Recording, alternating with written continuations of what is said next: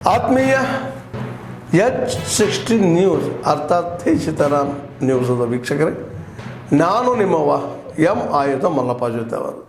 ತಾವು ಈಗ ಸುದ್ದಿಗಳ ಲೋಕಕ್ಕೆ ಎಂಟ್ರಿ ಹೊಡಿತಾ ಇದ್ದೀರಿ.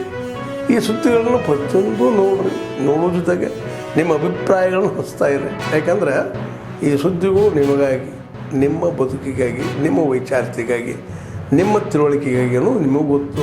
ಜೊತೆಗೆ ನಮಗೂ ನಿಮ್ಮೊಂದಿಗೆ ಇದೊಂದು ಮಾತಾಡುವಂಥ ಜೊತೆಗೆ ಸುದ್ದಿಗಳನ್ನು ಬಿಡುವಂಥ ಕೆಲಸ.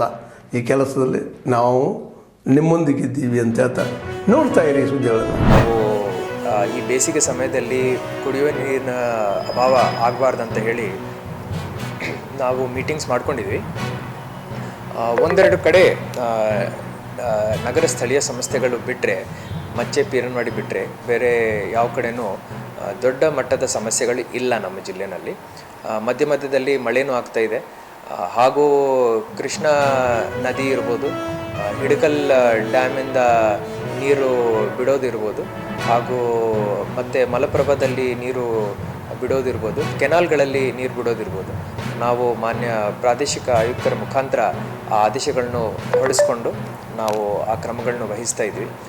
ನೆಕ್ಸ್ಟ್ ಟೈಮ್ ಈ ಮೇ 10-15 ಡೇಟಲ್ಲಿ ಇನ್ನೊಂದು ರೌಂಡ್ ನೀರಿನ ಬಿಡುಗಡೆ ಮಾಡ್ತೀವಿ. ಬೇಸಿಗೆಗೋಸ್ಕರ ನಾವು ನಮ್ಮ ಜಿಲ್ಲೆಯಲ್ಲಿ ಸರಿಸುಮಾರು 6-7 TMC ಉಳಿಸ್ಕೊಂಡೇ ನಾವು ಬಿಡ್ತೀವಿ. ಸೊ ನನ್ನ ಪ್ರಕಾರ ನಮ್ಮ ಜಿಲ್ಲೆಯಲ್ಲಿ ಕುಡಿಲಿಕ್ಕೆ ನೀರಿನ ಅಭಾವ ಆಗಲ್ಲ ಅಂತ ಹೇಳಲಿಕ್ಕೆ ಬಯಸುತ್ತೇನೆ. ಹಾಗೂ ಮಾನ್ಯ ಮಹಾರಾಷ್ಟ್ರ ಸರ್ಕಾರಕ್ಕೆ ಈಗಾಗಲೇ ಕೃಷ್ಣ ನದಿನಲ್ಲಿ ನೀರು ಬಿಡಲಿಕ್ಕೆ ಮನವಿ ಪತ್ರವನ್ನು ಕಳಿಸಿದ್ದಾರೆ. ಮಹಾರಾಷ್ಟ್ರದಲ್ಲಿ ಅದನ್ನು ಪರಿಗಣಿಸಿದ್ದಾರೆ.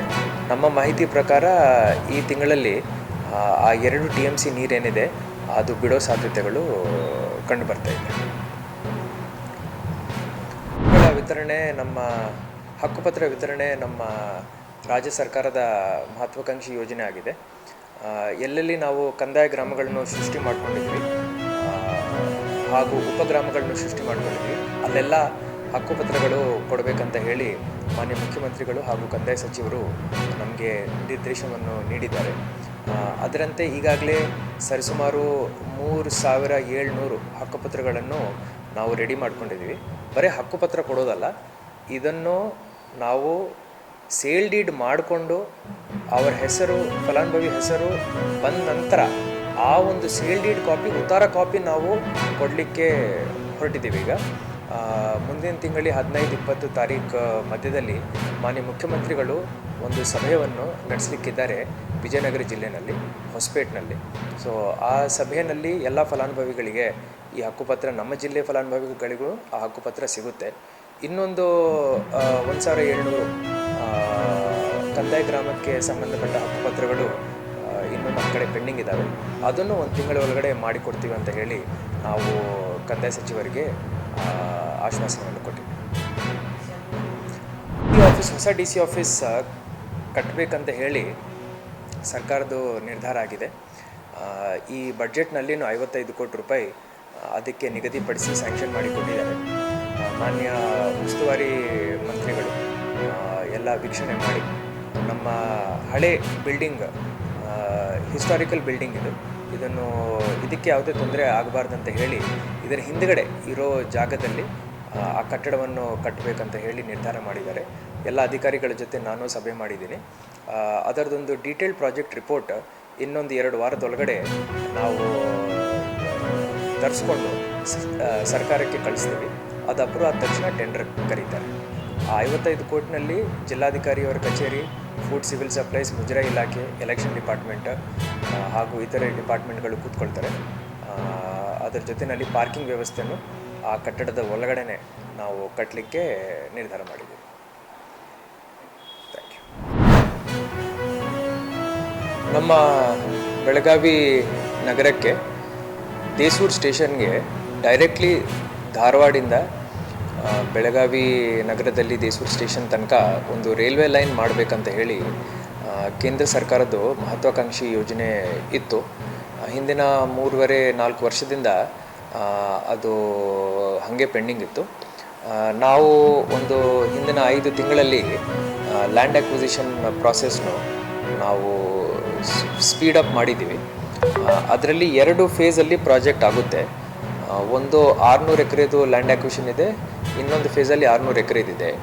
ಒಟ್ಟು ಸೇರಿ 1200 ಎಕರ್ಸ್ ಲ್ಯಾಂಡ್ ಅಕ್ವಿಸಿಷನ್ ಏನಿತ್ತು, ನಾವು 5 ಮಂತ್ಸ್ ಒಳಗಡೆ ಅದನ್ನು ಮುಕ್ತಾಯ ಮಾಡ್ಕೊಂಡಿದ್ವಿ.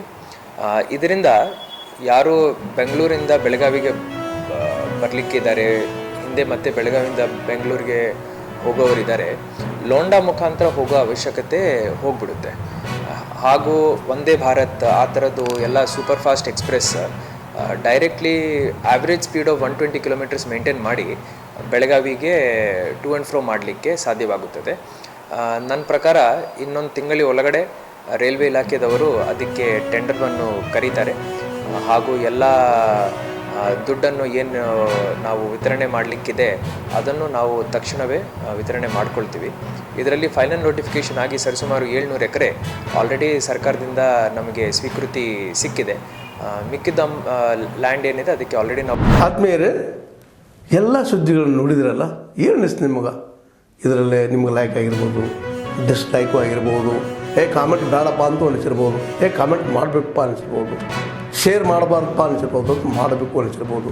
ಏನಾದರೂ ಆಗಲಿ ಶೇರ್ ಮಾಡ್ತಾಯಿರಿ, ಈ ನ್ಯೂಸ್ಗಳನ್ನ ಹಂಚ್ತಾ ಇರಿ, ಜೊತೆಗೆ ಇದಕ್ಕೆ ಸಬ್ಸ್ಕ್ರೈಬ್ ಆಗ್ತಾಯಿರಿ ಅಂತ ಹೇಳ್ತಾ H16 ನ್ಯೂಸ್ ಅರ್ಥಾತ್ ಹೇ ಸೀತಾರಾಮ್, ಇದು ಸತ್ಯದ ಕೈಗನ್ನಡಿ. ವಂದನೆಗಳು.